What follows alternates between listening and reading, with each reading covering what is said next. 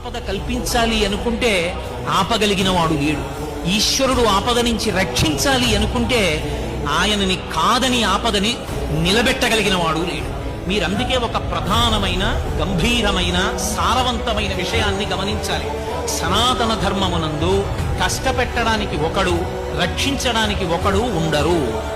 భయపెట్టినా పరమేశ్వరుడే భయపెడతాడు, భయం నుంచి ఉద్ధరించినా పరమేశ్వరుడే ఉద్ధరిస్తాడు. అందుకే విష్ణు సహస్రనామ స్తోత్రంలో భయకృత్ భయనాశన, ఎవడు భయపెడతాడో వాడే భయాన్ని పోగొడతాడు. అందుకే రుద్రాభిషేకం చేస్తే మొట్టమొదట ప్రారంభమే నమస్తే రుద్రమన్యవౌతోత ఇషవే నమః, నమస్తే అస్తు ధన్వనే బాహుభ్యాముతే నమః అంటూ మొదలవుతుంది. ఈశ్వర, మేమేదో పాపం చేశాం, అంత కోపంగా ధనస్సు బాణాలు పట్టుకుని మా వంక చూస్తున్నారేంటి? పిల్లలం, దోషం చేశాం,